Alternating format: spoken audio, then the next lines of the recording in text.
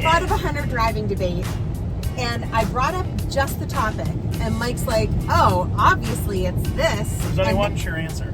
And that's not the answer that I thought he was going to give. So I said, Hunter driving debate, air conditioning or windows? And Mike says... Windows. Clearly, you put the windows down.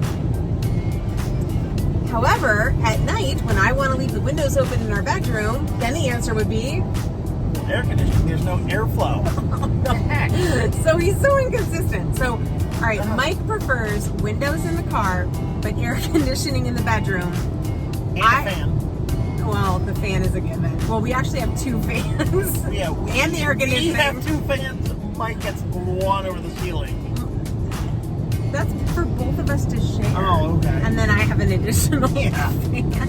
But I think that it should be windows all the time.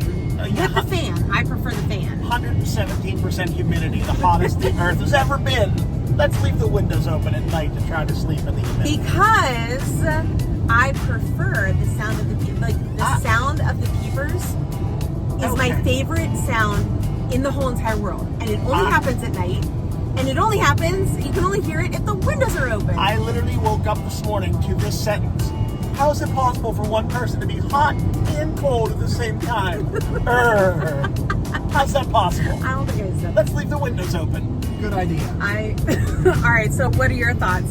Windows or air conditioning? And in the car, windows and air conditioning. Well, but there's windows and air conditioning in the bedroom too. All right, so windows and air conditioning in the car, and should or would it be different if I asked you about your bedroom as well?